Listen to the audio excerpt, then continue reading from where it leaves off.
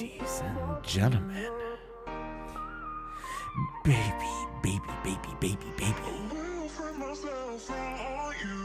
you keep thinking that this intro is fake, that somehow it is pre-recorded, but it's not pre-recorded. You know why? 'Cause this is an athletic stream. Oh, baby. Buckle up, ladies and gentlemen, because we are about to begin. Begin.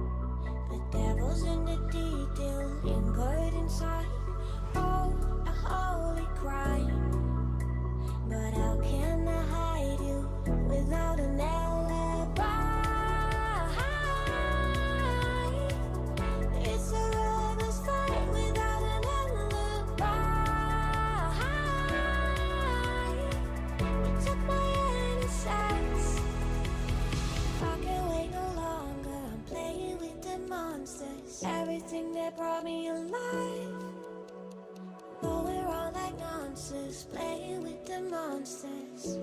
They brought me alive, but got no alibi.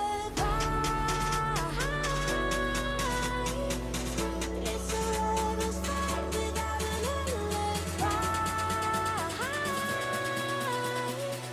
It took my innocence without an alibi.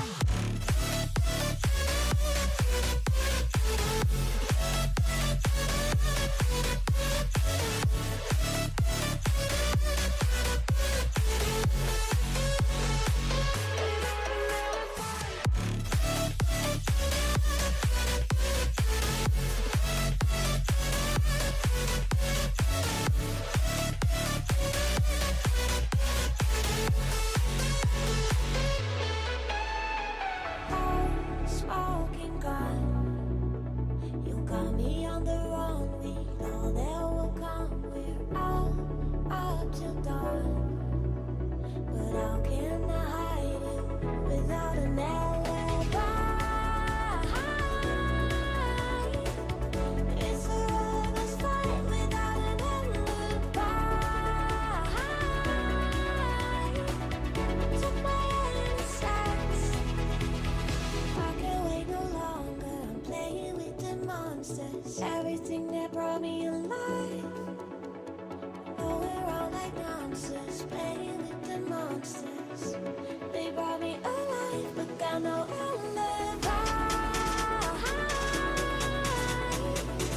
It's a lover's fight without an alibi.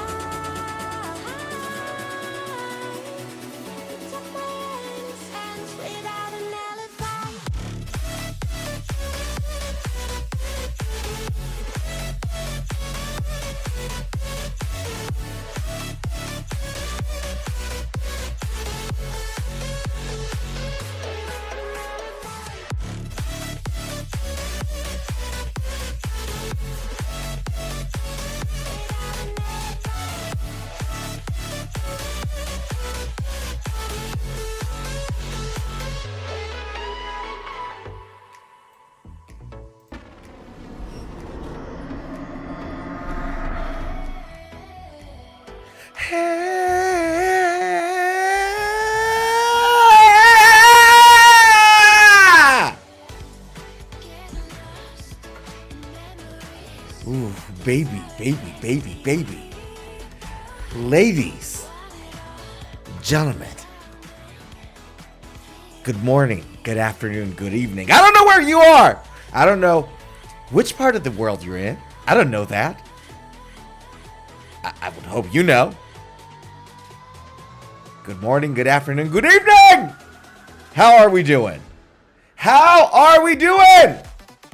Ladies and gentlemen, welcome to the Guitar Angle. I am Mr. Sorenzo, but you can call me Sorenzo if you really want to be cute and cuddly about it, okay? And welcome to Guitar Angle because I gotta tell you, we have got an awesome docket on the stream for you today. Boy, I'm in the mood. I am so in the mood because we have an awesome docket on the stream for today, talking about everything guitar.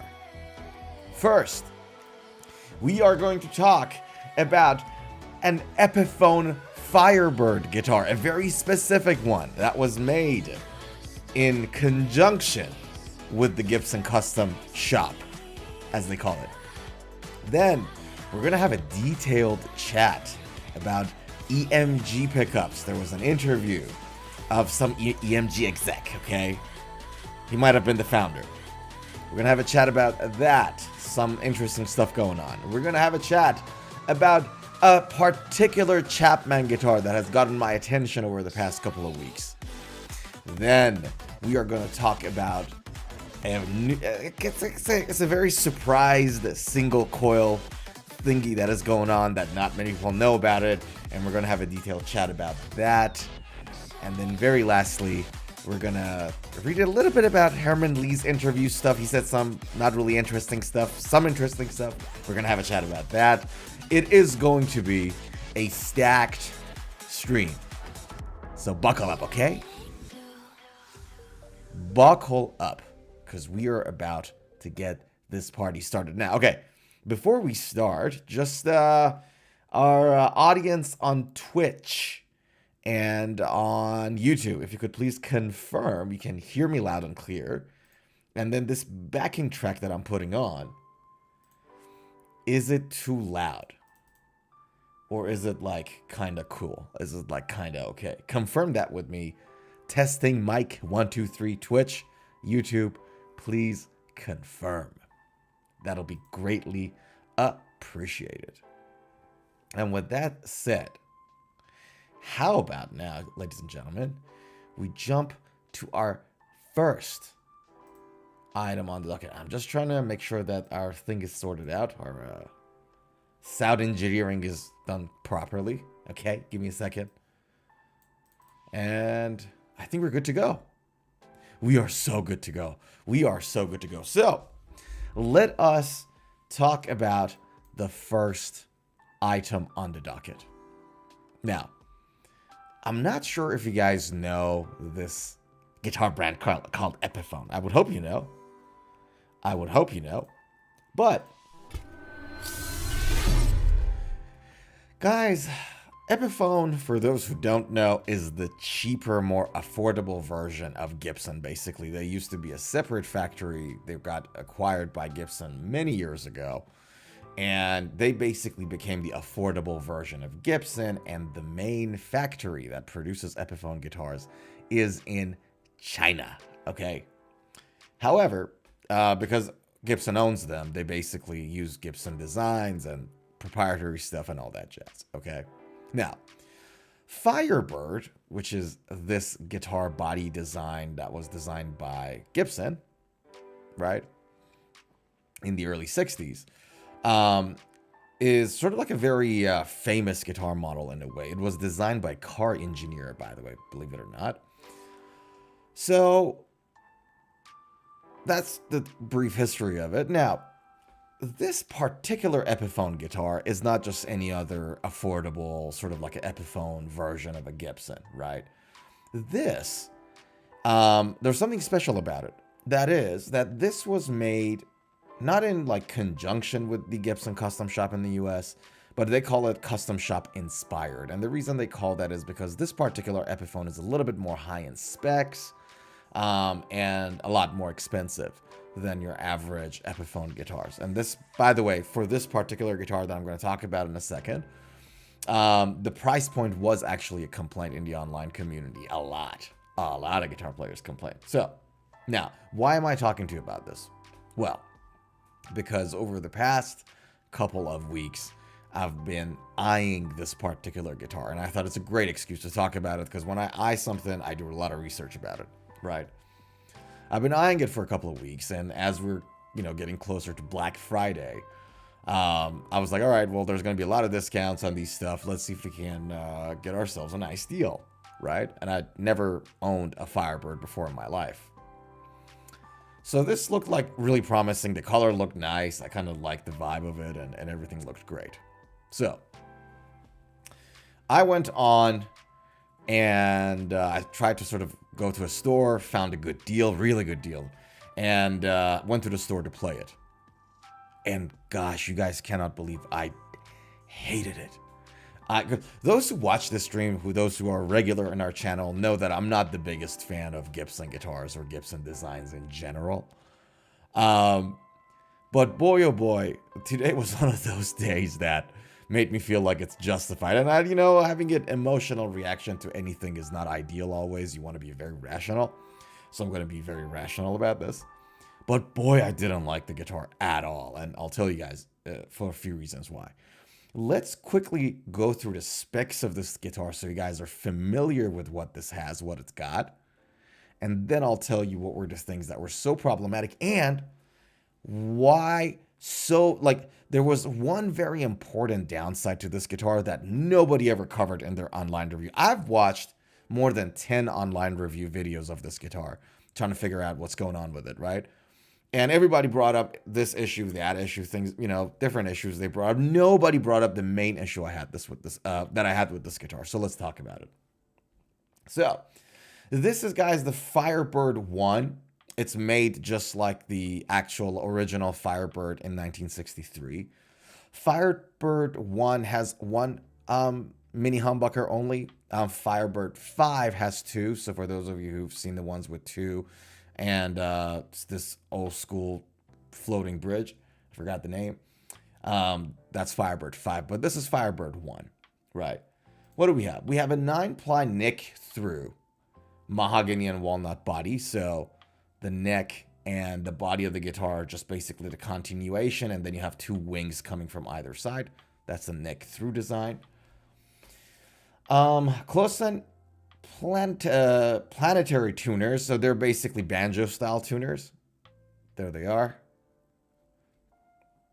Wraparound lightning bar bridge, so that's the one we're talking about here. Oops, sorry. Gibson USA Firebird mini humbucker pickup. This is probably one of the biggest selling points of this guitar. So the mini humbucker that is on this guitar is actually Gibson Custom Shop pickup. So that's one of the reasons why this guitar is more expensive than your average Epiphone. CTS pots, cream of the crop, the best pots out there.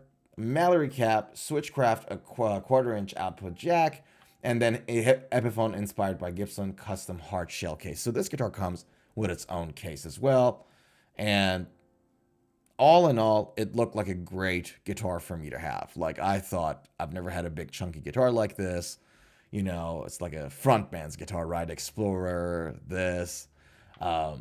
These are like big, ginormous guitar. Dean MLs, big, ginormous guitars. Frontman guitars, you want to call them.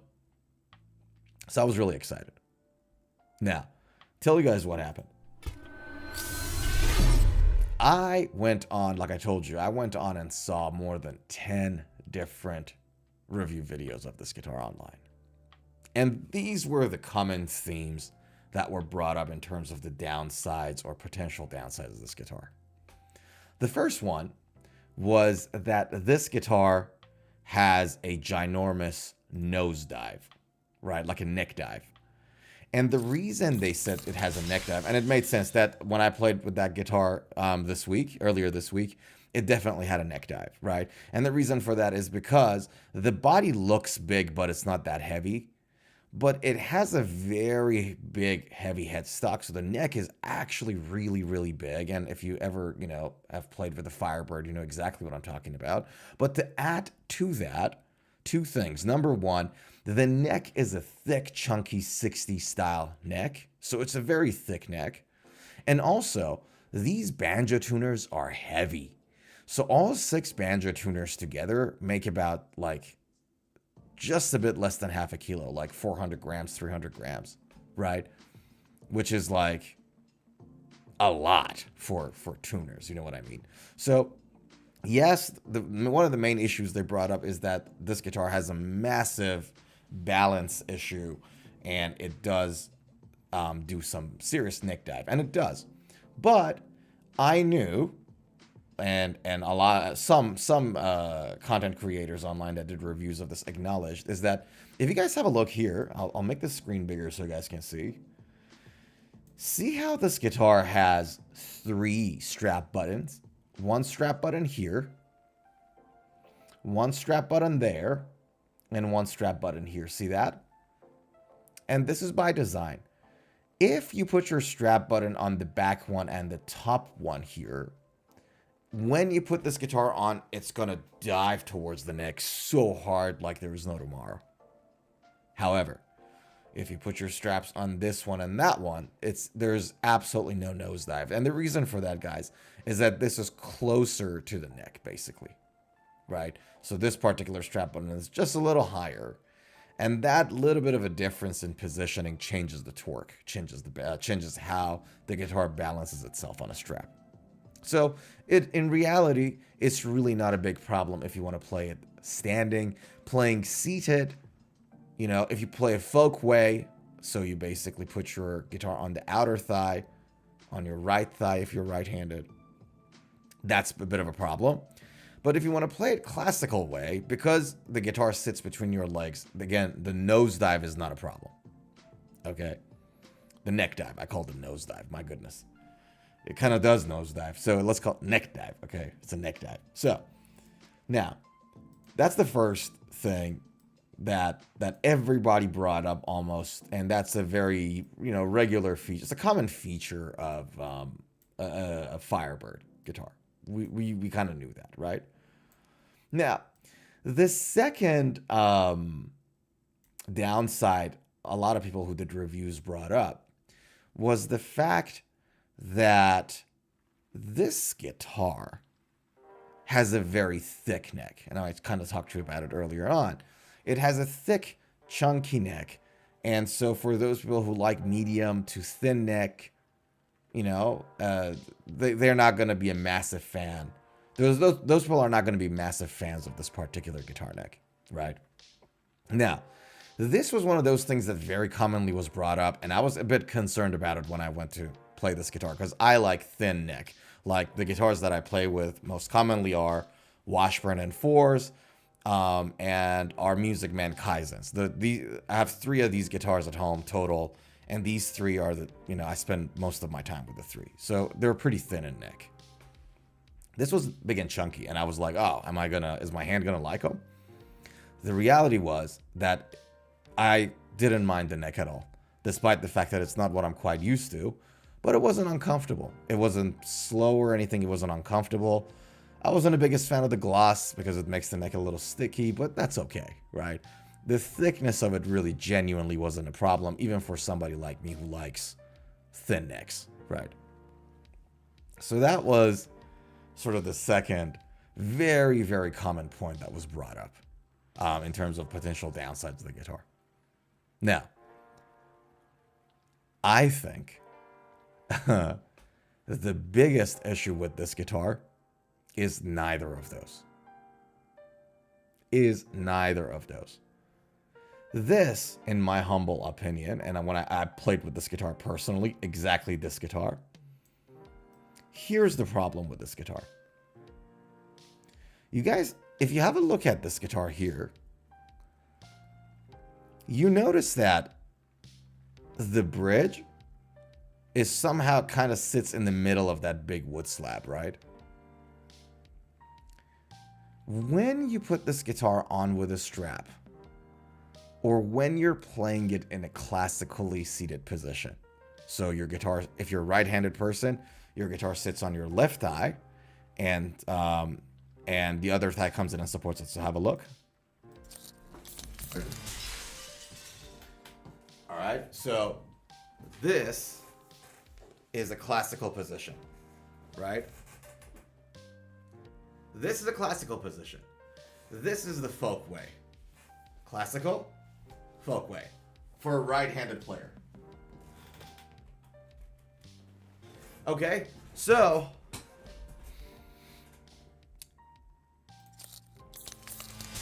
when you want to play this guitar, the classical position, your thigh sits there. And so basically what happens is that it feels like that the bridge and the strings, instead of being right under your right arm, they're more in. Let me show you guys again. Actually, I wish I didn't put that guitar back in so I can sort of demonstrate my point. Hold on. Give me a second. So check this out. And here we go. So have a look. I'll put this microphone here so you guys can hear me and see me. So this is this is sort of like a classical way to hold the guitar, right? That's how you see classical. Now, when I put my arm over here,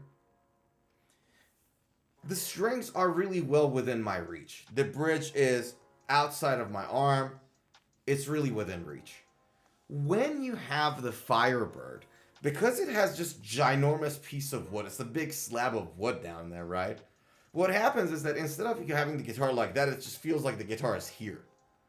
So now for you to play, you actually have to come further up. And it works for strumming, I guess.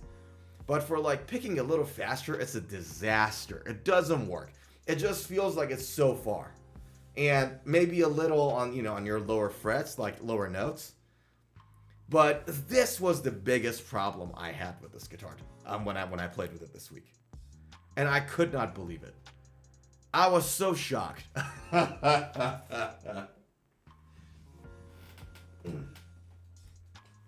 And to be honest with you guys, I was a little disappointed. I really was. So your thigh kind of sits there, and then your hand feels like strumming here, but the problem is that the string is all the way there. This is, to my opinion, the biggest problem, the biggest flaw in the design of the Firebird. That's my opinion. All right, so let me bring this thing back for you guys. Hold on. Hold on. Here we go. And we're almost there. Right? This, in my opinion, is the biggest flaw in Firebird's design. That you have this ginormous chunk of wood there, which obviously contributes to the look, so you wouldn't have it without. But it would have been a lot better if the strings and the bridge started, say, for example, around here. So that when you strum, like where you pick, the strings are under your arm, not to your left. Not, you know what I mean? Not in a different direction.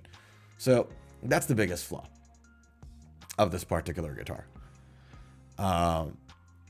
Like, had they, brought the size of the headstock a little down and done these little changes there, this guitar would have been amazing.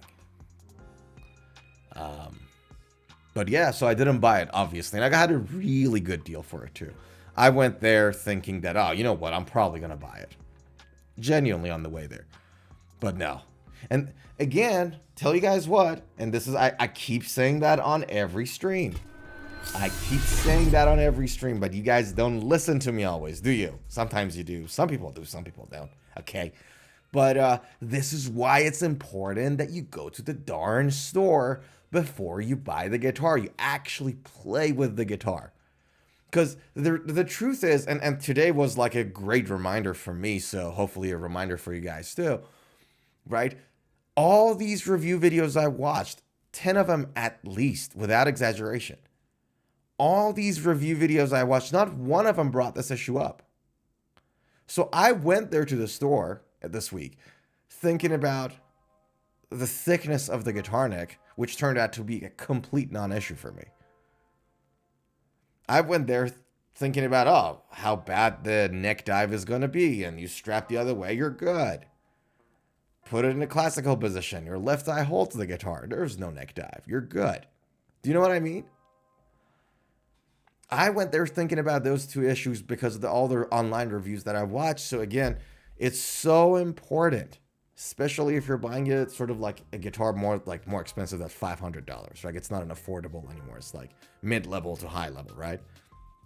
At definitely anything more than 500, but every guitar really, right?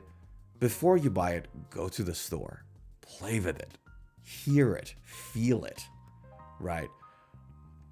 And then buy it. And I think the fact that I did this, the fact that I have the habit of going to a store and actually playing the guitar, helped me out not to make a very bad decision with my money. Buying a guitar that I should never buy for myself. Does that make sense? And we talked about this. We also, talked about the importance of, for example, checking the guitar acoustically. Playing your electric guitar acoustically, because usually when you go to a store, if it's a good store, they take you to the guitar room, they close the door, they let you play, the testing room, whatever they call it, and you can bring up the amp loud. And usually what they do in the stores that I go to, at least, they take you to a separate room, like a tiny little room.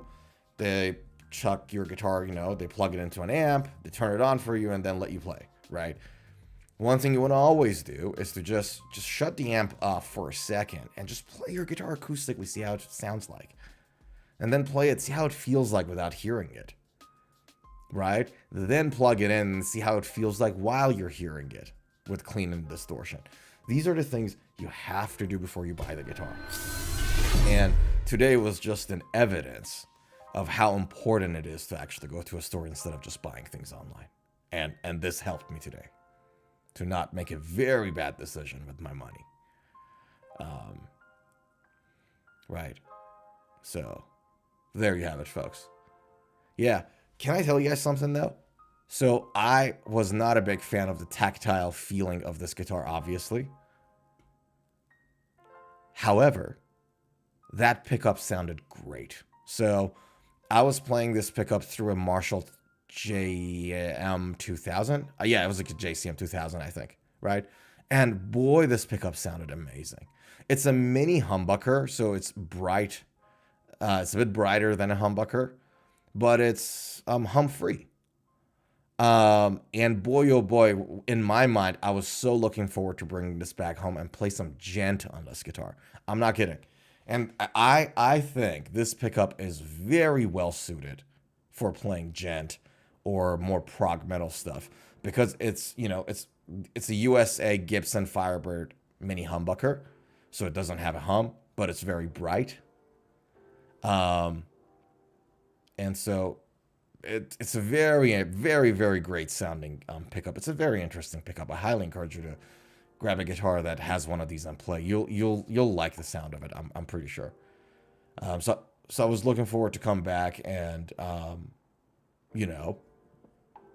play it at home and play some gent, but obviously it's not going to happen anymore, is it? Yeah. Beautiful guitar. And in person, that pink matte looks amazing, by the way. It comes in different colors. And I've seen this one in person, and I've seen the aqua one, the green one, whatever you want to call it. I've seen this one in person too. I haven't seen the other two. And out of the three, the heather poly, the pink one, looks genuinely beautiful. So if there's somebody out there that doesn't mind these tactile issues that I mentioned, or they just love Firebird so much that they can't wait to get their hand on one, then you'll probably like this guitar. Yeah. That's that. So, yeah. Funny, huh? Funny how the whole thing turns out.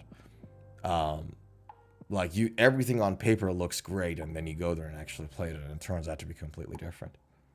I'll tell you guys one more thing, and this is not a design problem, but I think there are some improvements potentially could be done on this. See where the jack, the input jack, the quarter-inch jack is for this guitar? It's at the front of it. And you see that in a lot of Gibson Vs, for example, or many other guitars, right? It comes to the front. And I was never a big fan of that. Like, I wish they could have put the, you know, the custom, the input jack somewhere like down here at the bottom of the guitar, not on top of it, not on like the front face of it, right? Now, obviously, I don't know how much it's actually possible given the thinness of the body of this guitar. I don't think it's impossible. I think it's doable. You can play around with the thickness of that wood slab a little, maybe. Or maybe not even that.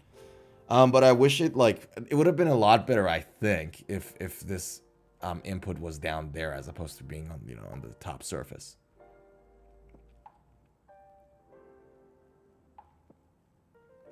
So yeah.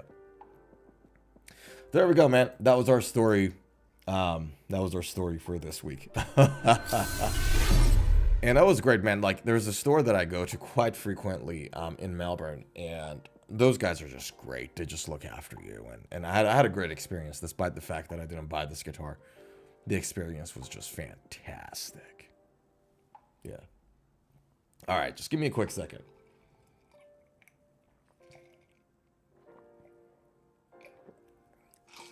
Do a lot of talking today.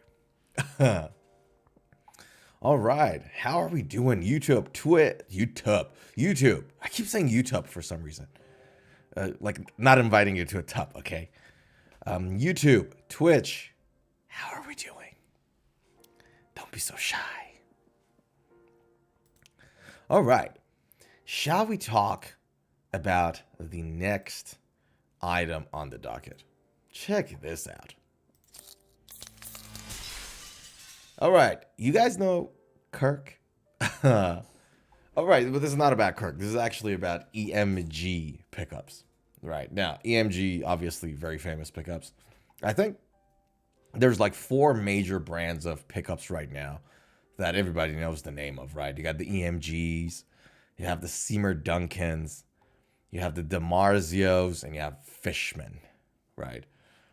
This article is about EMGs, and I thought this was really interesting because there's a few facts about EMG pickups that not everybody knows. Some people do, some people don't.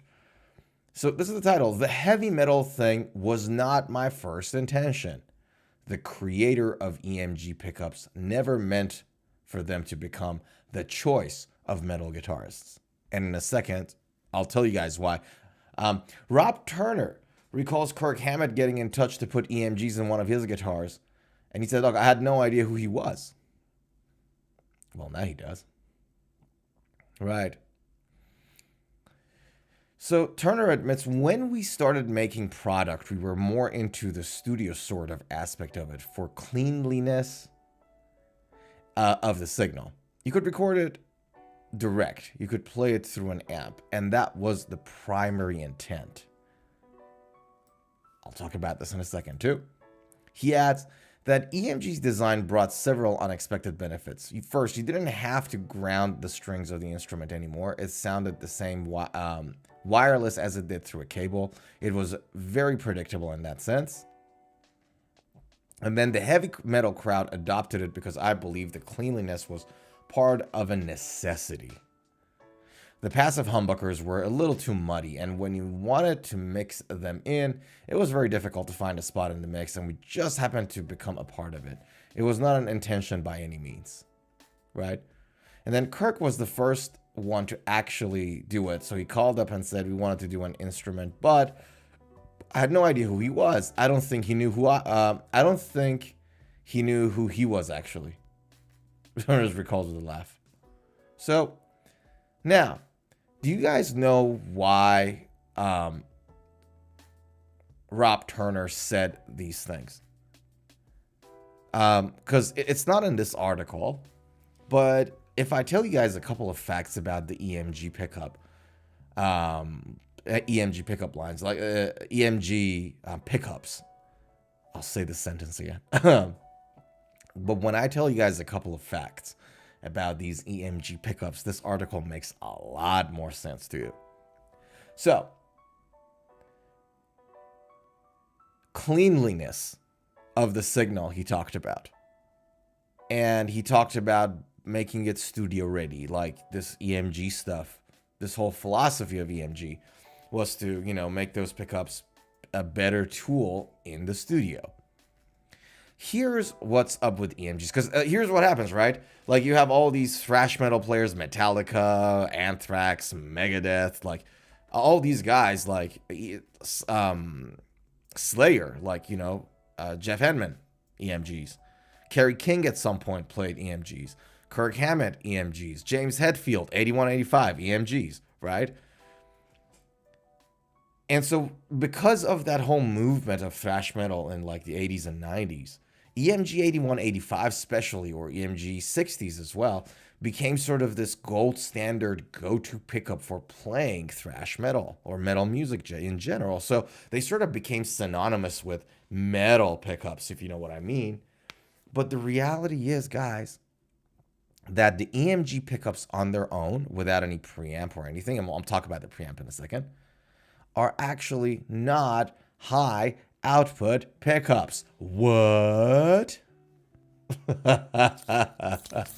What? EMGs are not high output pickups in absence of preamp. So, what's up with the EMGs? Let's talk about it. Guys, EMG pickups are heavily compressed.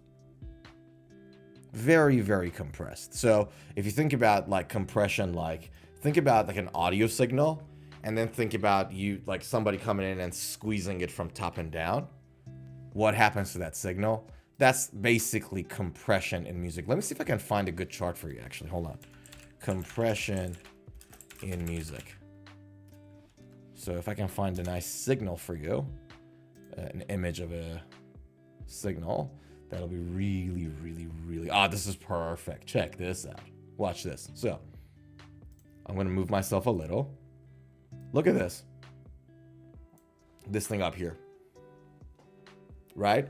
So, if you have a look, you see that the uncompressed signal at the top has all these, ups and downs and peaks and valleys and all this variation, all this dynamic range. See that?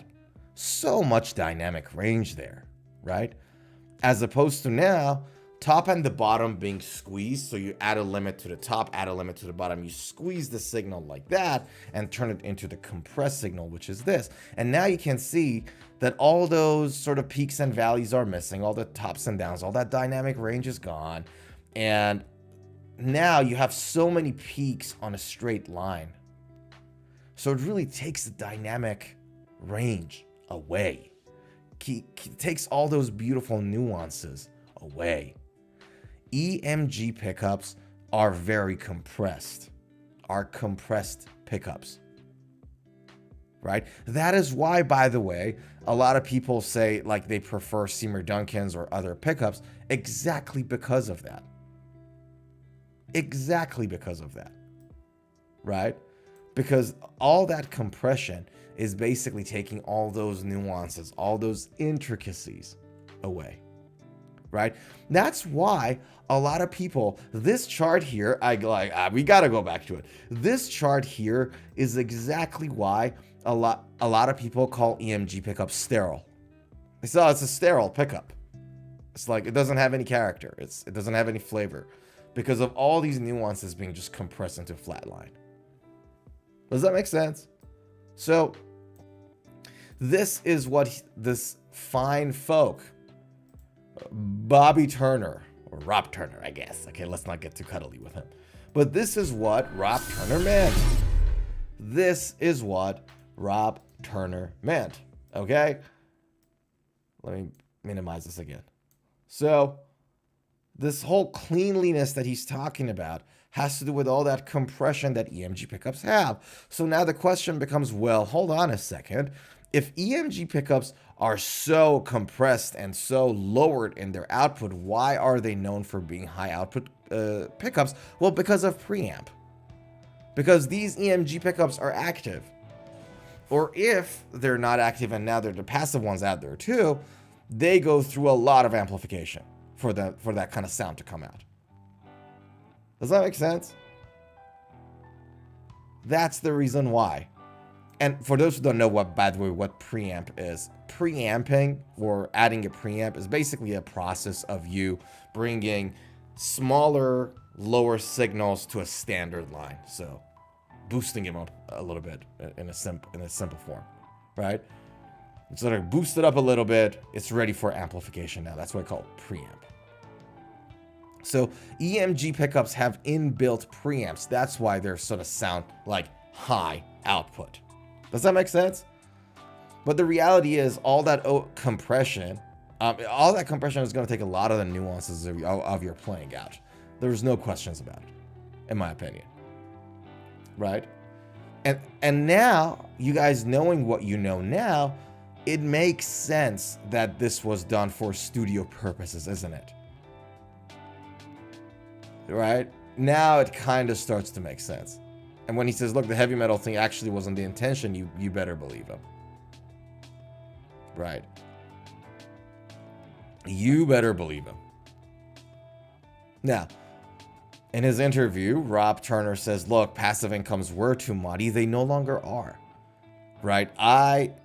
If you guys have not, for metal players, I highly recommend you try Seymour Duncan Alpha and Omega. Seymour Duncan Alpha and Omega set. You will love those pickups. Yeah. Dorotio says, good morning, early live stream. Yes, sir. How you doing? How you doing? So yeah, guys, that's the reason why this whole EMG thing is like we're having that kind of thing. Now, very interestingly, so with EMG, I just showed you guys the compression chart, right? So we said EMG pickups are like, they're very compressed, and the reason they're sound high output is because of the preamp in there. Otherwise, that's why people call it sterile, right? When you look at this sort of like a new form of pickup, a new philosophy behind making pickups in Fishman Fluence pickup. Fishman Fluence doesn't follow the same sort of traditional way of making pickups. Like, you have like a bunch of magnetic poles in there, and then you have some coils around it, and you get a pickup out of it. They have a slightly different way of doing things. It's like if you look at it, if you look inside of a Fishman Fluence pickup, it looks like a completely different thing in a lot of ways. So what they're doing is that they're trying to basically get the cleanliness of the EMGs, but without the loss of all those little intricacies. So this is why a lot of people now really love Fishman Fluence pickups, because of their approach. Your boy here, though, still very much a Seymour Duncan fan. I gotta be honest with you guys. Seymour Duncans are just great. So like it's just amazing. They sound amazing. Dorothy says, doing good. Man, I'm so glad to hear that, man. How was the party, by the way? Because you said you went to you were at the 16th party? You said you were at a 16th birthday party. Hope you had a good time. It's been a while since I've been to a good party, I gotta tell you. Dorotio says, I have an ESP LTD MH400 with EMG 8185s. Hell yeah. Never tried Fishman's. I'm more of an EMG guy. Yeah, I hear ya. EMG 8185, man. Like standard thrash metal pair of pickups. And so, yeah, I get it. And I know you like 80s stuff a lot. I know you like the 80s music and that genre a lot. So it makes perfect sense that you like 8185s, man. Yeah. So guys, for those who don't know, this is what Dorotio is referring to. ESP LTD AMH400. Hee-haw. Check this out. That's a beautiful guitar too, by the way. This is what we're talking about. For those who are wondering. Oh, my bad. Sorry, I thought I was sharing my screen. Sorry. There we go. This is the guitar that Dorothy is referring to, which is an absolutely gorgeous guitar. And it has a pair of EMG 8185s, just like I said it earlier when we were talking about Kirk Hammett's and James Hetfield's guitar and the whole thrash movement, right? Not just those guys. This whole thrash movement had that going on for it. So, yeah. What a gorgeous one here, too. Look at that. Look at that fade. Let me move myself. That's a lovely fade. I love it. Hell yeah. ESPs do beautiful guitars, man. ESPs, LTDs, they really, really, really do beautiful guitars. I really like some of their work. Yeah. So there you have it, folks. Now, give me a second.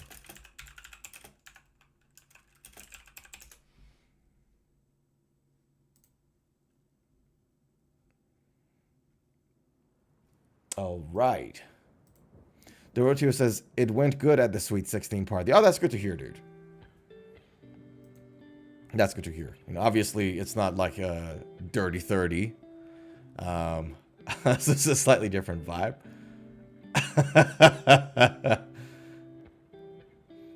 But I'm glad you had a good time. Dorotio said, I do have an Ibanez RG with DiMarzio deactivator humbucker, supposed to mimic active pickups in a passive form. Yeah, some of those are really good. I haven't had that much experience with DiMarzios, to be fully honest with you.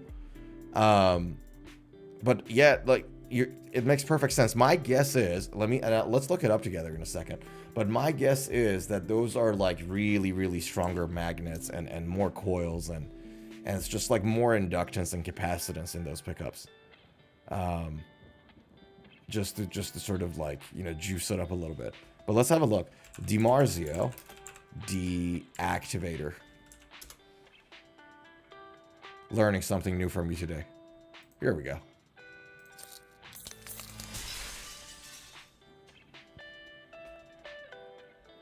Yeah, check this out. So, the deactivator bridge has an enriched harmonic quality and the notes want to sing. Both the neck and the bridge were designed to eliminate sterile edginess commonly associated with active pickups. Yep. Kind of talked about it. The deactivator bridge pickup is about 25% louder than the neck. Since we were developing both pickups as a set from the ground up, we adjusted the volume levels on the pickups so that they're balanced.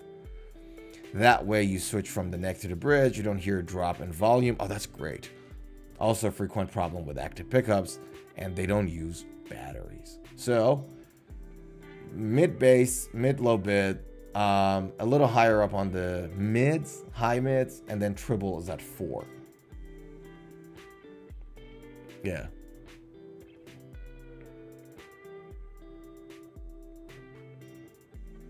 Okay, so let's look at the wiring diagram and let's look at the specs. And what do we have here? Ah, bummer. No, it's just for wiring. Never mind. I thought it was going to show us some other dynamic frequency charts and all that jazz. It's not. Bummer. Comes with really nice colors too. Look at that. That's the cream. We got the purple. We like that. That's so too much. Like, you got to put this on a purple guitar. Otherwise, I don't know how is it going to work.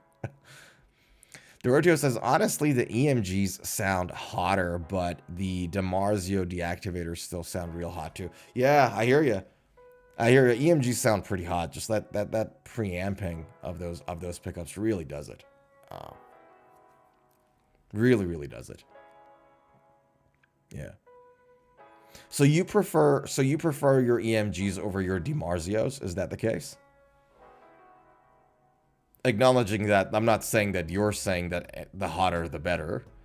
The hotter the better applies in other aspects of life. So for example, let me put us all in trouble here, all right? Let me cause problem for all of us. The hotter the better is applicable in other aspects of life, like Dirty 30. You get the point.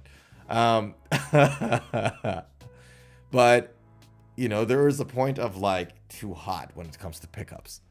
So my question for you is, do you prefer your EMGs over your DiMarzio deactivator? Yeah. I'll tell you a funny story. So Mark Holcomb, who is a signature artist in the PRS, you know, the one, literally that guitar down here. This is my brown PRS SE guitar, right? So the initial pickups that came with this guitar, the Seymour Duncans, were alpha and omega set, and they were really high output. They really are high in output, right? Not out of control, but very high in output. Because the guy plays in periphery, right? He plays gents, and he has to play with 3 other guitar players, and he has to cut through the mix in studio and live, right? So that's what these pickups were basically supposed to do on this guitar. Funny enough, when his new SE signature model came out in 2023, the Indonesian made one, right? It came with Seymour Duncan Scarlet and Scourge, which are very similar to the Alpha Omega, but they're actually less hot. Which was like, when I first got my hand on one of those guitars, I was like blown away, because I'm like, how? Like, you're playing with there's 3 guitar players in that band. You want to cut through the mix. So I don't understand what's the point of all that shying away is. Like, just get in there, right? But the reality is that there is a point of too much, and that is definitely a consideration. Doroteo says, honestly, the Chapman ML with passive ceramic humbuckers I've been using more than the last 3 years sound real good for my taste. Boy, you're gonna like the next item on the docket then. Mr. Garcia, you are going to enjoy the next item on the docket, sir. And not long from now, you and I will become brothers in Chapman. Yeah, let's talk about it. We gotta talk about it. One quick thing though, before we jump out, and I thought, when I was reading a bunch of articles, I found this diagram. I've seen similar diagrams before, but I think this one did a really good job to do a comparison. And I'm pretty sure you'll appreciate it, Doroteo. Check this out. So this diagram is a frequency response diagram, which does a comparison. Which does a comparison between EMG 8185s, your pickups, the gold standard thrash metal pickups, I guess, right? And DiMarzio's. Funny how we talked about both the EMGs and the DiMarzios, right? So check this out. You got the EMG 85 in orange. Here it is, right? See that? Ooh, this dome, top round kind of a thing. See that? And then you have the EMG 81 in light blue, which is, again, after you pass the 100 hertz, see again, it gets the exact same dome shape and goes down. It's just that changes in voltage, changes the output volume, but the frequency response is almost identical, isn't it? So you got a bit of a bump, bit of a dip, a bit of a bump, and you're good. Again, bump, dip, and bump. It's like almost identical. Like you can superimpose them together, right? Now, if you then contrast it with your normal passive DiMarzios, you can see that you have like what? This kind of it's like a single coil, literally like a textbook standard single coil chart, right? So you have this like here. See that goes and then bump and then comes down, which is like textbook standard single coil. Compare and contrast it again with your EMG bump, dip, bump, dome, bump, dip, bump, dome, right? This dome, that, and then that mellowing in down is much less dramatic than this up and down that the single coils have. And this bit here is where some people accuse the EMGs of being sterile. Because where it's supposed to have a completely different response frequency, it doesn't. It's just like, right? That's what all the compressing in EMG pickups basically do. That's the aftermath. That's the result of it. So I thought this was a very interesting chart to show you guys before we move on to our next item on the docket. Yeah, actually, Let me fix that before we go. Hold on. That was not a good transition, was it, guys? Hold on. Let me... Because I want to make the screen bigger so you guys can actually see instead of just hearing me talk. Like, I thought it was a beautiful diagram. I really wanted you guys to see it because I thought it was great. It was a fantastic comparison. I really, really appreciate the work that, you know... There are machines, by the way, for those who don't know. There are literally frequency response machines. So what you do, you just put your pickup, like to 2 wires, basically, right? And then the machine runs it and will chart this one out for you. So, awesome machine. Like, a lot of them look really old school, like 80s, 90s technology, but it looks awesome. Like, I get fascinated every time I watch videos of it. Yeah. Doroteo says, I'm thinking if you work your amp settings, you can make the passive pickups more versatile comparing to the EMGs. But the thing is, like, a lot of passive pickups are more versatile. I think that what it comes down to, and let me know your thoughts on this. I have a feeling that what it comes down to is the signal to noise ratio, right? Whenever you're playing with a single coil, nothing that's not compressed, that's just free for all. Like, think of freaking like single coils that are passive, obviously, or P90s, like old school stuff, right? Has a really, really high noise to signal ratio. It's just like really loud with noise, right? And so there's only so much you can amplify that. Do you know what I mean? There's only so much you can amplify it. But you're right. If it's like a passive humbucker, I think you don't have that much of a risk compared to a single coil, for example, right? Because the whole point of humbucking, having a humbucker, is bucking to hum, which also, by the way, is one of the items on the docket later. We're going to talk about the ML3 in a second, Chapman ML3, and then we're gonna go through those pickups. But yeah, this chart was just beautiful. I adore this chart. It's so fascinating. So fascinating. Alrighty. So, with that said, let us jump to the next item on the docket. Chapman guitars. Chapman guitars, founded by Rob Chapman, famous guitarist, famous content creator now as well. And it's his baby. It's his baby. And check this out. So, guys, ML, if I'm not mistaken, stands for Monkey Lord, which was Rob Chapman's nickname on different online communities like Reddit and all that. ML1 Chapman guitars pertain to Strat-shaped guitars. And then ML3 are basically the labels that are for your tele-style pickups. And right now, we're going to talk about the ML3 Pro Traditional. So the Pro is basically the higher specs, the higher end. And then the Traditional pertains to the choice of the pickup and some minor specs on this, like, for example, the neck and the design of the guitar, right? So let's talk about this.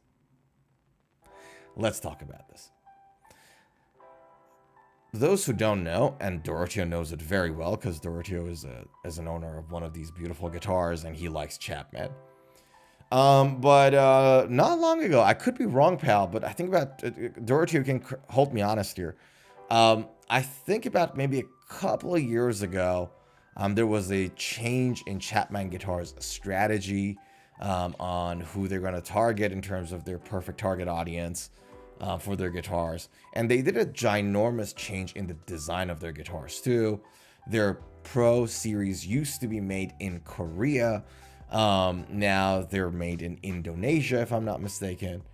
And for these particular ML3s, they actually used to use Chapman pickups. They had a couple of Chapman pickups that we were putting on the neck and the bridge, but now they're using Seymour Duncan hot single coil Telecaster pickups, which, by the way, those Seymour Duncans are the cream of the crop. Those Seymour Duncan pickups are insane good. Again, if you haven't played with those, highly recommend you guys to pick up one of those guitars with those pickups, and you're gonna adore it. Sound amazing. Oh, that neck pickup is amazing. Right? Now,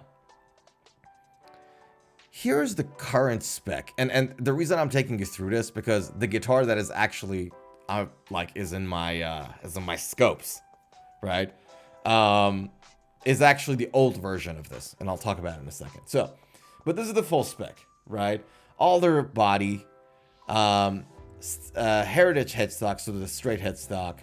You have hip shot tuners, 42 mil Graphtec nut, standard, roasted maple neck, amazing, we love that. Bolt-on, joint, C-shaped neck profile, 10-inch fretboard radius. Keep this in mind for a second, I'm going to come back to it. 25.5-inch scale, length, and it comes with 1046 strings, right? So, and the electronics, like I told you guys, Seymour Duncan hot telly single coils. I said it earlier on. These are basically bright Alnico 5 pickups, and they sound amazing, right? So, but this was the guitars, right? And now you got all the looks of these guitars. You got all these, colors. Some people like them, some people don't, which is very interesting. Like, they've done some reshuffling of this design. Now, I brought this up maybe a couple of streams ago. I told you guys how much I love natural wood color guitars, how I love Mother Nature's work on a good top wood. And I brought this up 2 weeks ago, and I was like, you know what? I want to get one of these as well for, there's any, Black Friday, and my birthday is in January. I could give myself a Black Friday, January birthday gift and all that. I brought this guitar up. Now, by the way, guys, for those who don't know, so I live in Melbourne, and this store that has this 2016 ML3 Pro Chapman guitar is in a very regional suburban area, very far from the city. So it's going to take me a couple hours just to get there when I'm going to check them out tomorrow, right? But I adore the patterns of the wood of this guitar. And I thought, well, okay, if I really like it this much, and I really like the design of this guitar too. So it's not just like the amazing pattern on the body or the maple neck, which I'm digging more and more. But I thought, look, man, like it has a good neck hug there. That's a nice, beautiful cut. The design looks good. Check out the specs, by the way. Check out the specs of this guitar, by the way. If I scroll down, swamp ash body, which is just gorgeous pattern, right? You have the Chapman Chapstack Stack single coil. Guys, we're going to talk about this in a second. That's the next item on the docket, right? And then Chapman Majesty Neck single coil.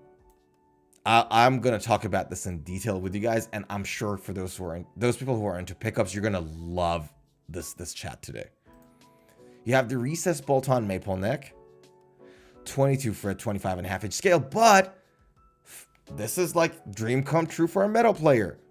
14-inch fretboard radius, not the 10-inch, and I love that. Oh, I love flatter fretboards. I just do. Right? And so I thought, man, this is an ML3 Pro. It is made in Korea. We like that. And, it's a secondhand guitar. It has a couple of dings here and there. Who cares? It's the character of that guitar, and I like it. So, in all likelihood, if nothing crazy happens, I will be purchasing this very, very soon. I'll be going all the way out, far from the city, and get my hand on this lovely guitar. Can't wait for it. If I do, I'll make a video about just trying it again at home and the whole like vlogging of the process. So it's gonna be a fun trip for me. going there and checking it out. Yeah. So now, I told you all this. I told you a story about how I'm really eyeing this guitar now. Very likely I'm going to buy it because, boy, it just looks amazing. Now, let's talk about Rob Chapman's Chapstack single coil in a second, because that's where things get beautiful. Before we do that, Doroteo says, I'm not a Telecaster guy, but that guitar is beautiful and looks clean. Less is more with natural color. Oh, bro, I so agree. I so agree with you on that one. You're so right.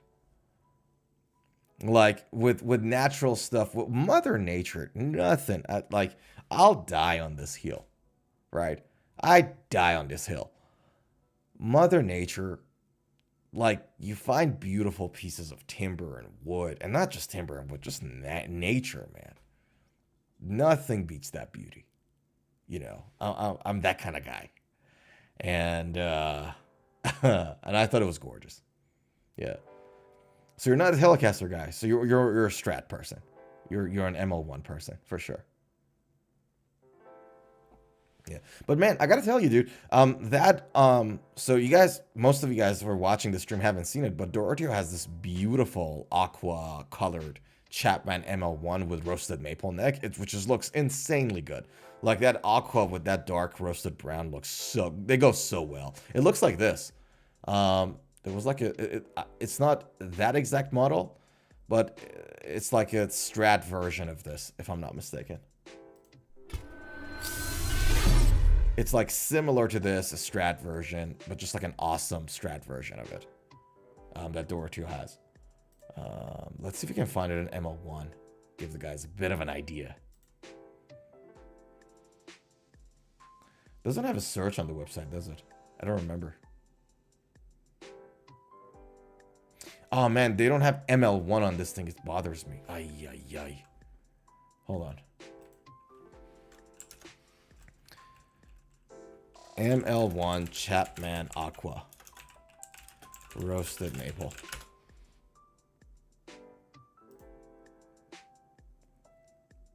Looks like this. So there you go. Which is a beautiful guitar, by the way. I really dig that headstock too. So good. So good. So yeah.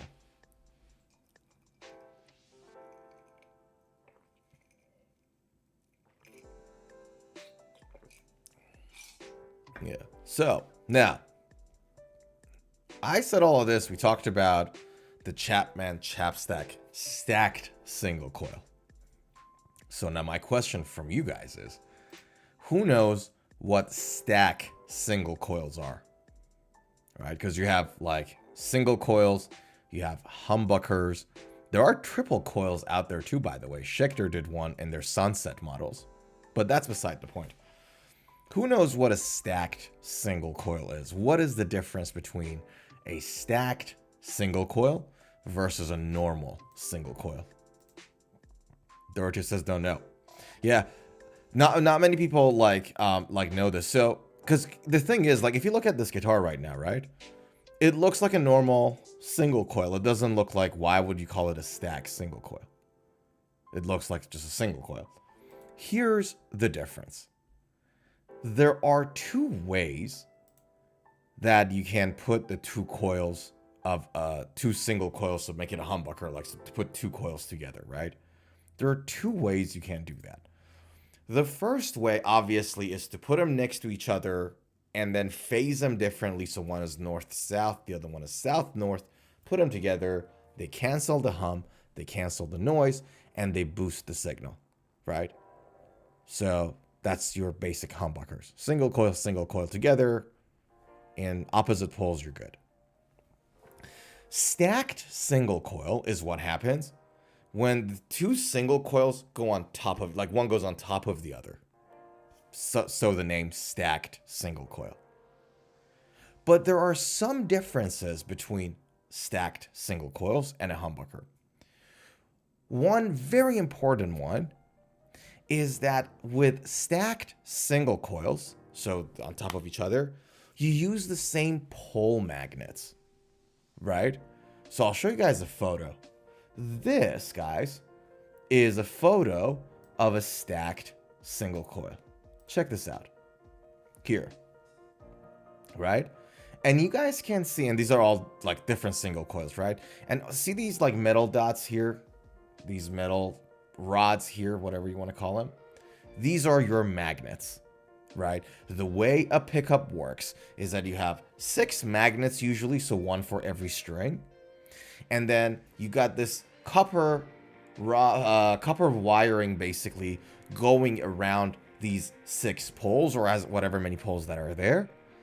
And then that combination, that makes it for a pickup, which then picks up the disturbances in the electromagnetic field around it, resulted by the oscillation of strings. So strings oscillate, disturb the electromagnetic field around these poles, and then that becomes basically gets translated to electric signal, goes to your cable, goes to your amp, right? That's how the basic function of a pickup is. Now, when you have a humbucker, you have 2 single coils next to each other, basically, but each of them got their own poles. So each of them got 6 poles on them, whatever, right? 6, 5, 7, whatever the number is.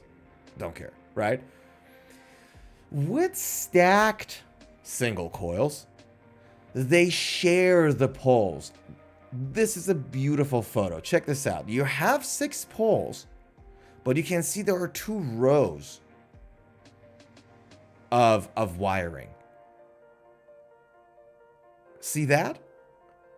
So you stack the single coils on top of each other, but they share these magnets.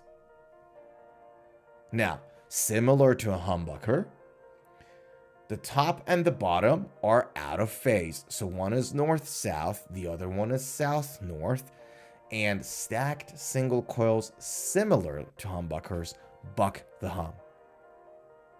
Right? Got the 60 cycle hum, the noise, takes it away. Takes it away. But now you're encountering something new here. This is interesting. Check this out. This is where you encounter something new. I'm gonna make this pickup bigger too, so you guys can see it well. Hold on. All right. So now this is where things become interesting. In a humbucker, you have your 2 single coils sitting next to each other. So the difference, so there is no difference between the height of these humbuckers. In other words, there's no difference between the distance of your humbuckers, like the coils of your humbuckers, from the string. If the string is here, your 2 single coils are there, the distance between both of them is the same. Between them and the string for both is the same, right? Makes sense. Not in a stacked single coil config, right? Because if you have a look, yeah, they do share like the magnet pole, duh, but one is at the top, closer to the string that was supposed to be, like supposedly they're somewhere here, right? So one is higher at the top, and then the other one is low, low. Huh. Right, so what happens here? Well, because of the change in their height, because they're stacked on top of each other, because of the change in the distance from the string, the top single coil is responsible mainly to pick up the signal. The bottom one, because it's further away from the string, it doesn't pick up the signal from the string as much. It's further away. So it's mainly responsible for noise cancellation. It does pick up the string stuff a little, but not much. So the primary role of the top one is to pick up the signal. The primary role of the bottom one is to get rid of the noise. Isn't that insane? Isn't that interesting? So now, here's what comes down to, right? What happens is that in terms of the final output of the sound, the effect of having these 2 coils together is very similar to a humbucker. So, you know, you're not getting that crazy sort of an ice peaky, boosted up, resonant note that you get in a single coil. It mellows things down a little bit, similar to what a humbucker does. Right? But not as much as a humbucker. So you still retain some of that brightness, a little bit more. comparing to like a standard humbucker, because only one picks up the signal and the other one is there for the fun and it just picks up the noise. The reason that it still behaves like humbucker mostly in a lot of ways is because of the fact that with the addition of all of these copper wiring around, so there's two of them, right? You're increasing the inductance and the capacitance. And so the effect of it is not really that crazily different from a humbucker. But you can see how interesting this config is. From the top, from the surface, you wouldn't see it. Right? You would look at it and be like, oh, well, you know, haha, hee hee, humbucker, yeah, single coil, right? It's not the case. It's not the case. Isn't that interesting? Isn't it awesome? Just like the genius of the stuff people come up with to make what we love, the electric guitar, sound even more insane and better. Chapman chapstick stacked single coil pickup, ladies and gentlemen. By the way, Bob Chapman didn't come up with it. Like, you know, Seymour Duncan's been doing it for decades before that. Like, I'm not saying he came up with it, but the fact that he put that kind of a pickup there, I love it. Yeah. Doroteo says, very interesting concepts. Thanks, man. Must clean up real good when playing solos and clean tones. Yeah. Yeah. So it doesn't have, like, it cancels the hum. It literally does cancel all the noise and hum.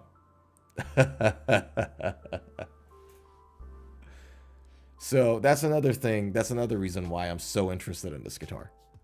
Yeah. That's just insane. And you can buy that for 900 Australian dollars. So that's about 530 US dollars, Doroteo. So it's, price-wise, it's not that bad. Yeah. For an ML3 Pro made in Korea with everything that it got there, it's okay. You know. So there you have it, folks. This was what I wanted to bring up, and I was so excited to talk about. Because so far on the stream, we talk a lot about like electric guitars, but we didn't talk so much about pickups. So I thought, let's talk about interesting stuff like pickup stuff in this on the stream. So we EMGs, and you know, and now this, and we're gonna do more of that because some of these stuff is insane good. Here we go. Give me a second, and we got it. Boom. Boom, boom, boom.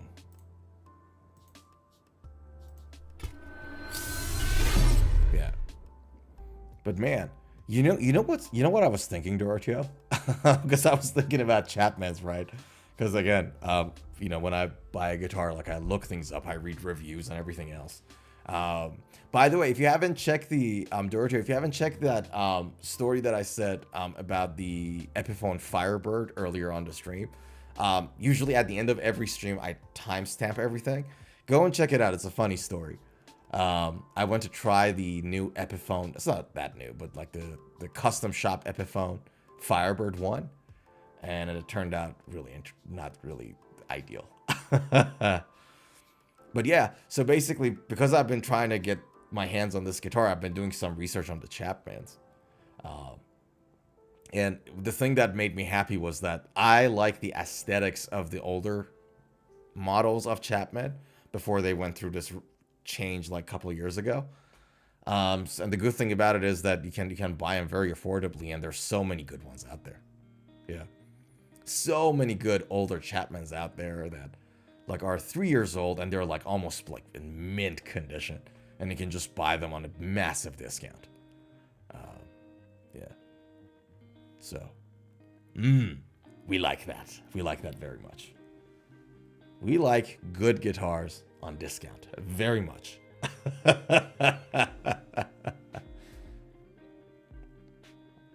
So yeah. So that's the thing, and like I have a feeling. So like if some of like more regional mom and pop stores that like have some of like the older models of Chapman like from 2-3 years ago, they still got them in stock, or similar guitars, not just talking about Chapmans now. you know, as we get closer to the Black Friday, you might be able to score a really good deal. So that's what I'm banking on right now. So yeah, I'm excited. I'm excited. Hopefully, if nothing goes wrong, I can buy that guitar. Not long from now. Speaking of, by the way, I'm not sure if you guys saw. Guitar Center is doing 40% discounts, apparently. Yeah. Doroteo literally said it at the same time as me. I literally saw your comment at the same time I said Guitar Center. Doroteo said the same. Black Friday. Doroteo says Black Friday deals. Guitar Centers and musician friends always have great deals on old and new gear. Yeah. Guitar Center is literally on a 40% right now, if I'm not wrong. Hold on. Guitar Center. Like, I could be wrong. I'm almost certain that I read and remembered correctly. Let's see. Yeah, told you. Up to 40%. There you go. Yeah. Let's have a look at some of the deals just for giggles. Shop now. And we're going to look for some nice deals on... All right, hold on. I got it. Give me a second. Solid body. Okay. We are going to search for Chapman.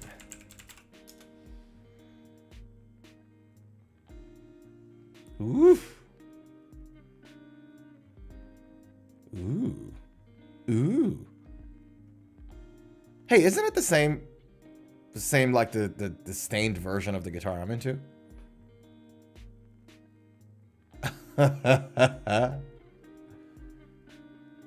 Boy, I like this color, this design.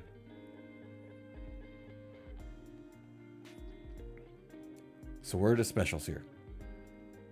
Take me to the specials. Or maybe you can only access it from the specials page. All right, you know what? I'll bite. And we're going to go to electric guitars. And we're going to go with the biggest discount. Which one are the ones that these guys are trying to get rid of the most? Oh, we don't have it here. All right, let's go price high to low. See what we have. Oh, God, this looks horrible. I mean, some people might like it. I'm not a fan. All right. And then it's a large stack of Gibsons. Shocker. I've seen this guitar in person, by the way. The Ernie Ball Majesty in Maple Top, Spalted Maple. I've seen this guitar in person. It looks beautiful. We like Spalted Maple. Explorer, Fedora, Gibson. Ah, look at that. Tremonti. That's Tremonti's PRS. What do you guys think about Charvel Pro Mod San Dimas Style 1? What do you guys think of that? I've been really, really into the look of the body of that guitar. Charvel Pro Mod San Dimas Style 1E. I've been really, really, really into the look of, like, the shape of the guitar. And so if you look at a guitar like this, if I can find a better color than that, maybe I can open that. But good God, I guess not. I don't get it, man. By the way, I don't understand why people are just, like, some factories are just fascinated with Floyd and floating bridge. Just give me something simple with a fixed bridge, man. Not everything should have a Floyd on it. Okay? I don't know. Like, for the life of me, I can't understand why. Why is it that, like, 90% of these guitars are with Floyd? Okay, so the shape of this body is something that I really like. And it just looks simplistic. Like, imagine if this guitar was, like, say, an antique white or some, like, more calming color. And the simplicity without Floyd or anything is just one knob and fixed bridge, and it just looks so nice and simple, so appealing to me. Yeah. Doroteo says, here's a tip if you call Guitar Center or musician friends directly. They can give you an additional discount for new gear, but not for used gear. Oh, interesting. Why is that? That's interesting. Is that because the new gear discounts basically means they can get more stuff from the distributors and the companies, so it gets the ball rolling? I have a feeling that might have to do with that, because if it's used gear, then you don't need to buy it from your supplier or the company. But if the new gear keeps selling out, then you can bring more in, so that's better for business, I guess. But at the same time, right, if you buy used gear, that used gear already lost a lot of its value already. So the margins on it is not going to be that good. So that's probably the second reason why.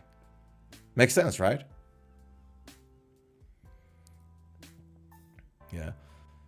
Charvel specializes in 1980s glam rock and metal guitars. Yeah. Yeah. Well, I mean, Jim Root, right? Jim Root's signature is a Charvel. It's a beautiful one, too. It's a black one and a white one with Floyd and a zebra pickup cover, if I'm not wrong. Yeah. Doroteo says you're exactly right, 100%. Yeah, it's probably because of these two reasons. Makes sense. Makes sense. Yeah. That's interesting. But yeah, like I've been really like just simplistic guitars. Like no Floyd, just one volume knob, some really simple bridge that's like strength through the body, you know, and just minimalistic design. Charvel founder worked for Jackson Guitars back in the day. Man, I'm learning a lot from you today. Really? I didn't know that. Hold on. Who founded Charvel Guitars? Wayne Charvel founded the company in the 70s, which originally began as a guitar repair shop. In 78, he sold the company to Grover Jackson. Ha ha ha! You were on the money, my guy. You were on the money. So when Fender bought Jackson, they got Charvel. They didn't acquire Charvel separately. Is that what happened? Because I knew Fender owns them, but I didn't know about the mechanics of it. Why? So is it the case that they were sold to Jackson, and then Fender came in and just scooped everything up? Yes, sir. Ah, okay. So Wayne Charvel started in Azusa, California in the 70s.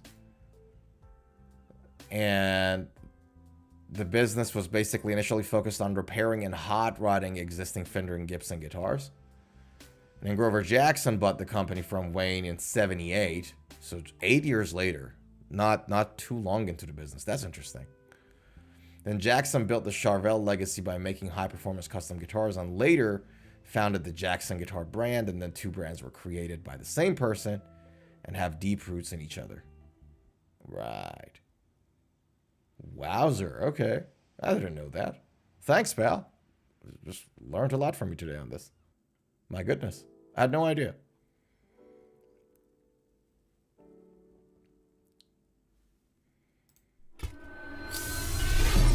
I don't know, you know, like with just like reading what we read about Grover Jackson and Charvel, you know, knowing the stories about, you know, between what happened between, like, say, Leo Fender and Ted McCarty and Paul Reed Smith being like a mentee of Ted McCarty and all of that. It just feels like is it me? Or it feels like that the world used to be a little smaller back in the day. Why is all these legends are just like all hung up together at the same time? Like it just feels like, you know what I mean? It just feels like from the 50s to the 80s, like when it comes to like electric guitar, development of electric guitars, it just feels like the whole thing just like nothing comes in 50, explodes for like 20, 30 years. And then now it becomes rinse and repeat since the 80s or something. It just feels like that. Feels like the 80s used to be the last of a dying breed. Yeah, I get you. Like, it just seems like the world used to be a smaller place. You know?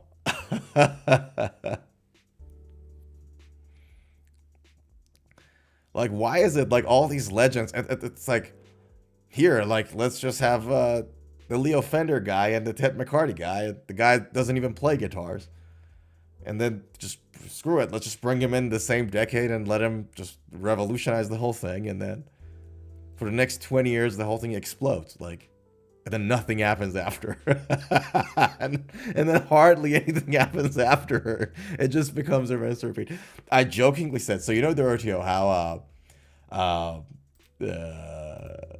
Crocodiles, and I'm not using the term crocodile as a derogatory word for something old or an old brand or something. I'm not using that. But this is actually a scientific fact from my understanding.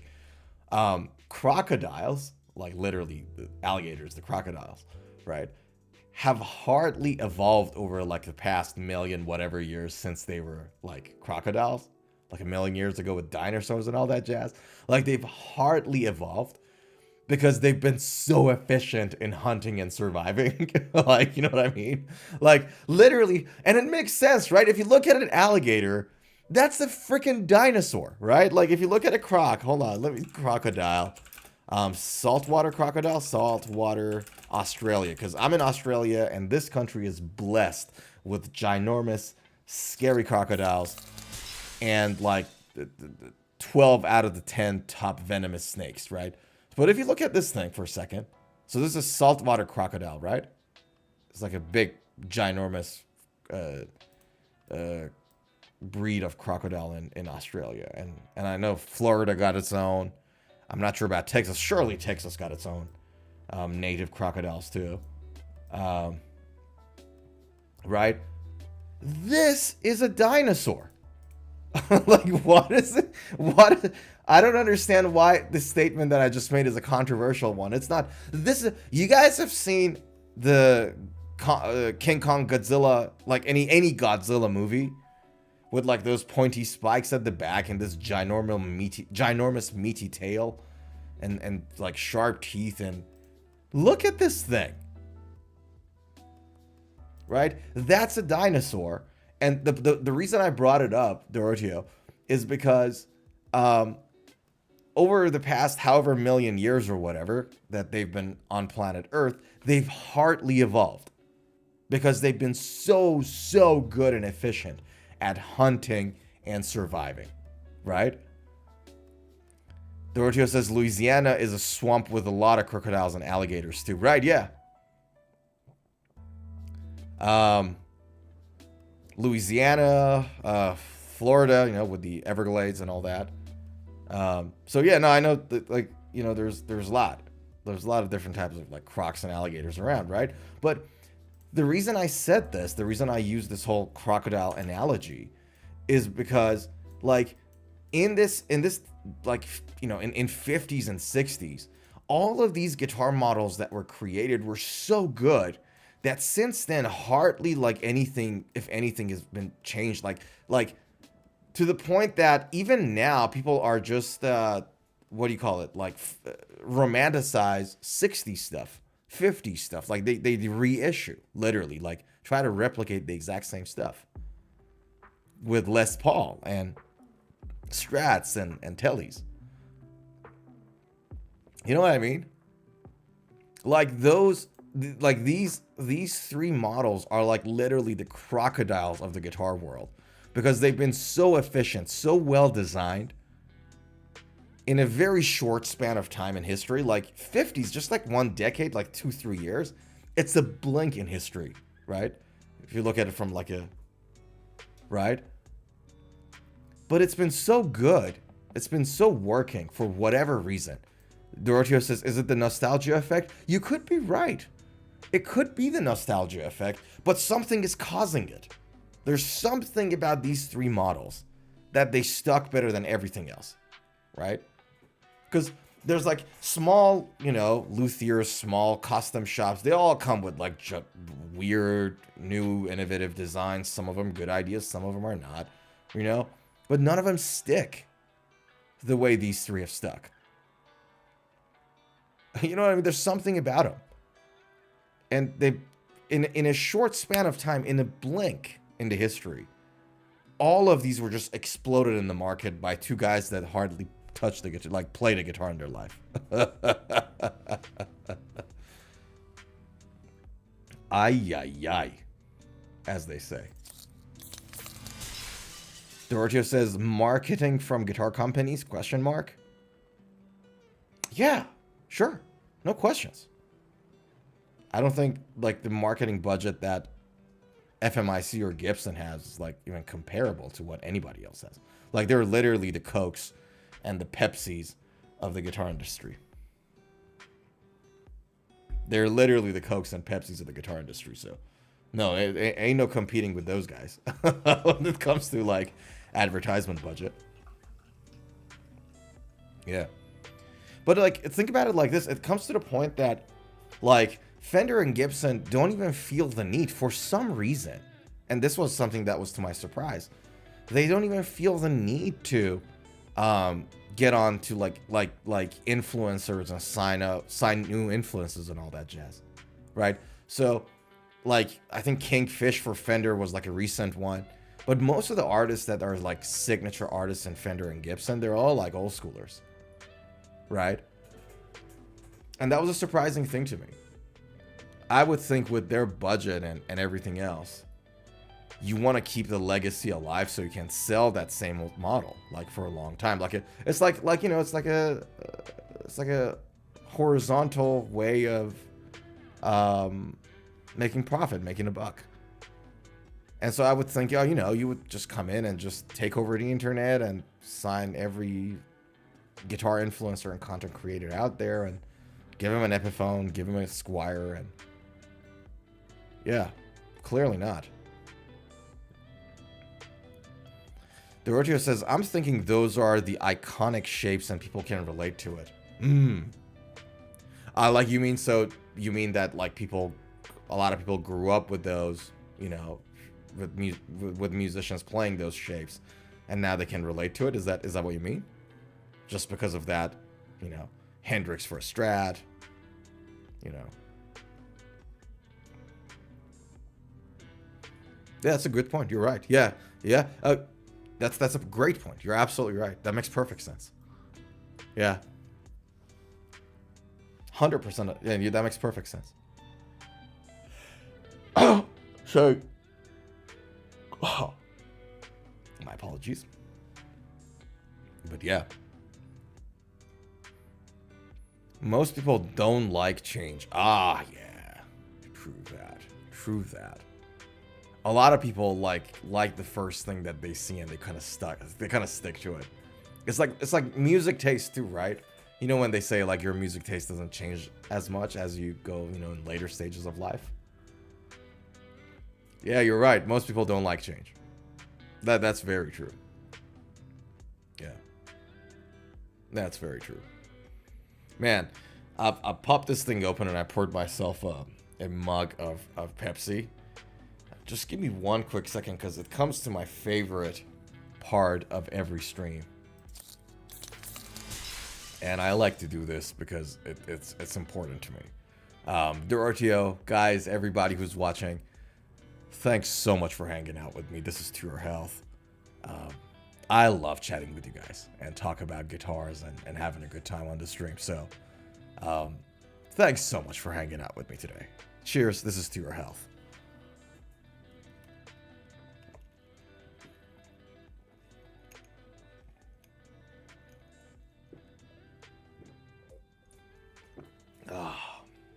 Woof, that's better. Let me get some of this too.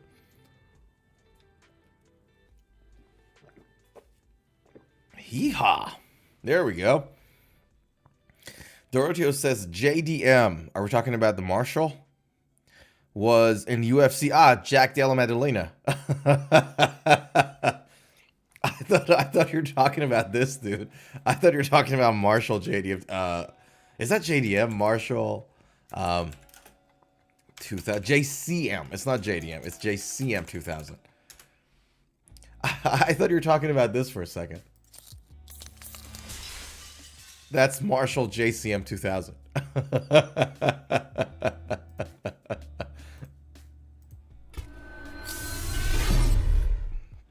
Okay, so Jack Della Maddalena wore this UFC Saturday night. He's an Aussie too.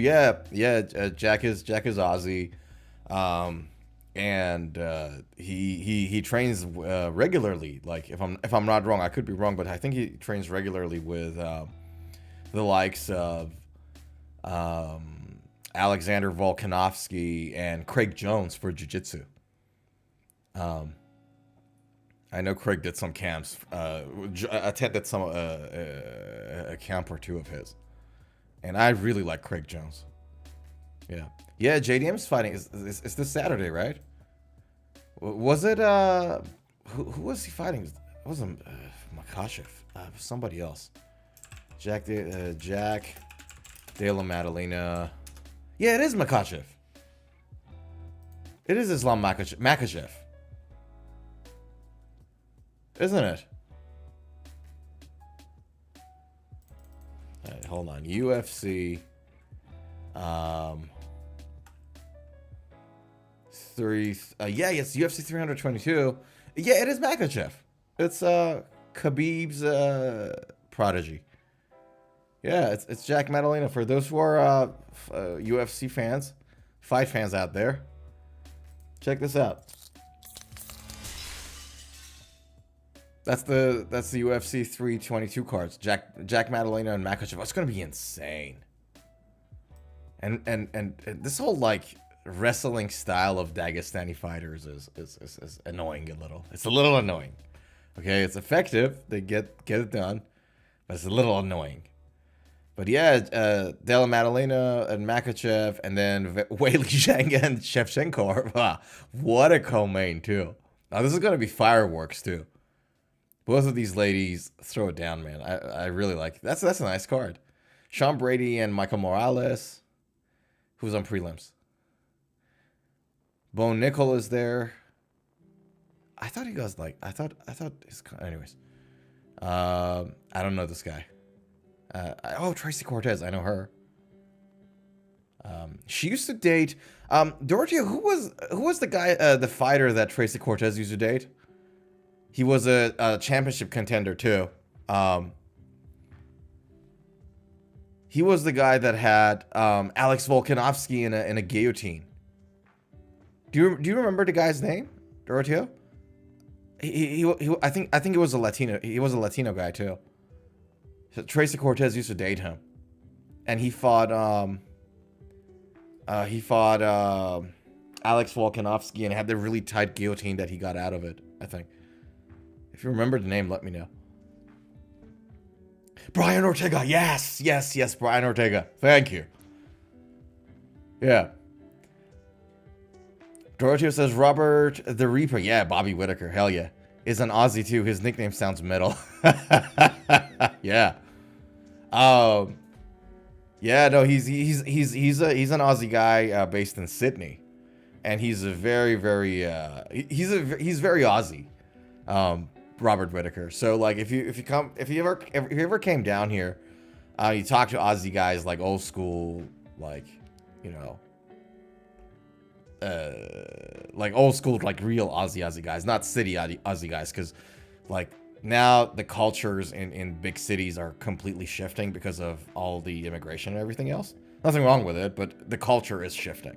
Like I can notice it. I came down to Australia like 13 years ago. And I notice a change in the culture. But if you go a little bit further out, in more suburban areas, you see like the old, like Aussies, like that's how they talk, that's how they act. Like it's very, very, he's a really good sample. And they're a lovely bunch here, by the way, in Australia. Very, very kind, very warm. It's not perfect, you know, every place has its problems, but yeah.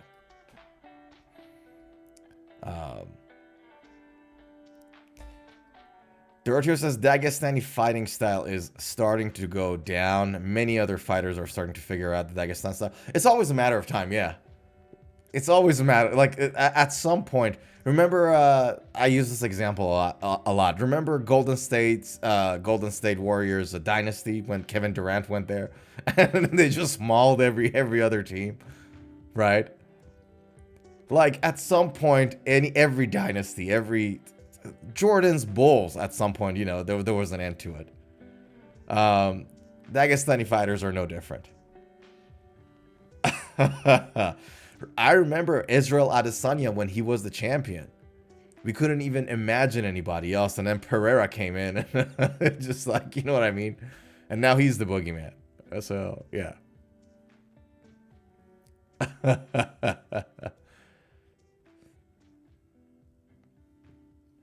So, yeah. Yeah, that's a good fight. We will watch that. Yeah. Dorothy says, yes, I do. Competition adaptation happens eventually. Yeah, 100%. 100%. And it'll be good. It'll be fun. Like, I gotta say this. I don't know. I don't want to sound like that way about it, right? I remember the first time Israel Adesanya lost, because he's a dominant guy.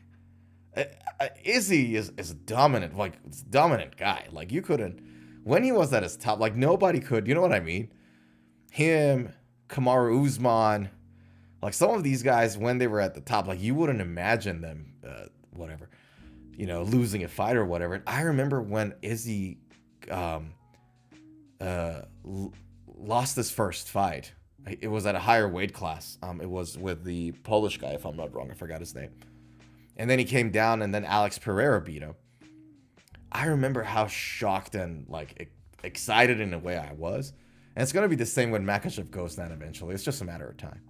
So, unless he pulls a Khabib out. Like, unless he pulls out a Khabib and just leaves early. Otherwise, it'll happen. Yeah.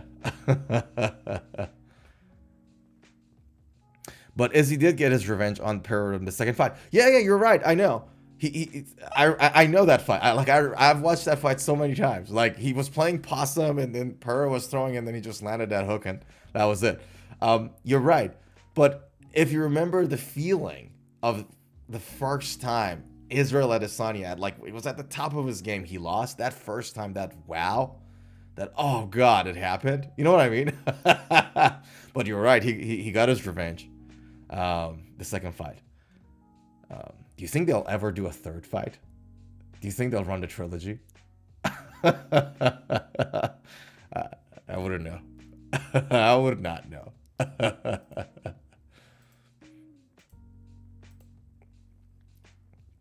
Ah, man. Man, oh man, oh man. Fun times. Fun times.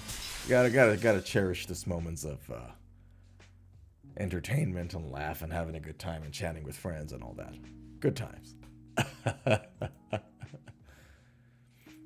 But yeah, it's gonna be exciting. I think so that's the UFC 322, and then 323 Marab, I think, is back in the game. Yeah, so Marab and Peter Yan are gonna have it at it on December 7th,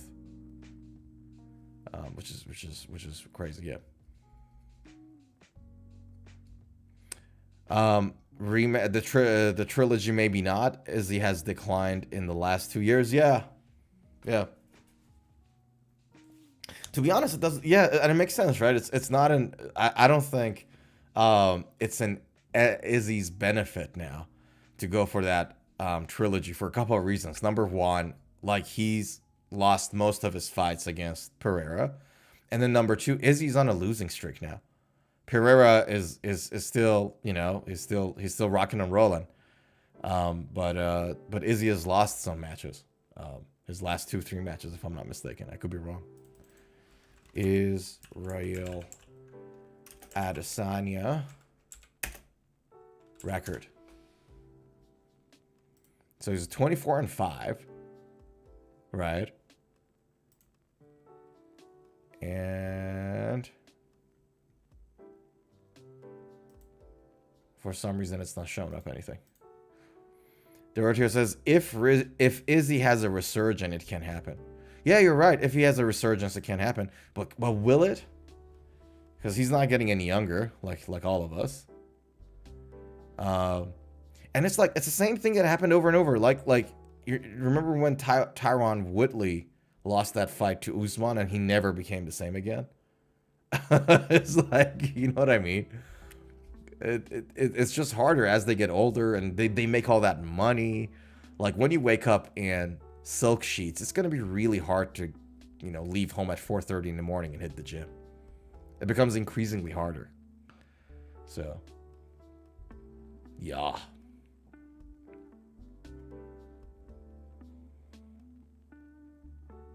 Yeah. You know, Doroteo, you know what was funny? When the fight, Adesanya Sean Strickland fight was funny. that was none of us saw it coming. you know what I'm talking about? I'm not sure if you watched that match. The Adesanya Sean Strickland fight. Oh boy, that was hilarious. Like Izzy had all of those tools, question mark kicks and then the technique and all that jazz, and then Sean Strickland just had like that, a 1 and a 2 and a knee block, like a shin block.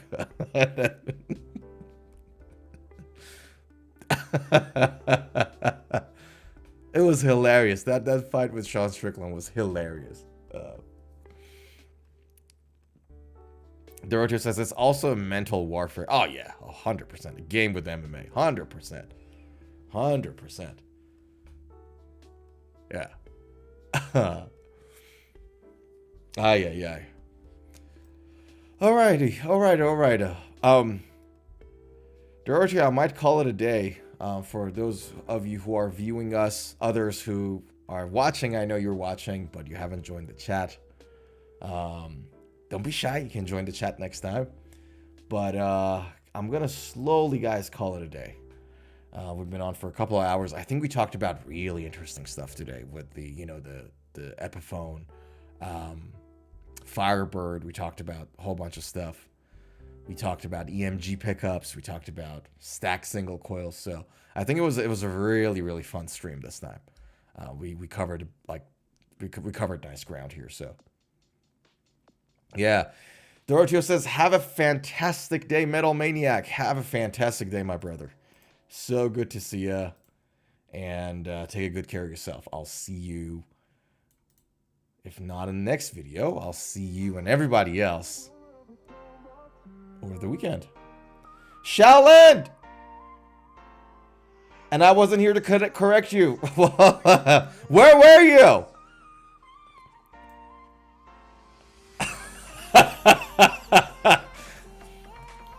That what a way to comment it, but what a way to work. Fair enough, dude. Fair enough.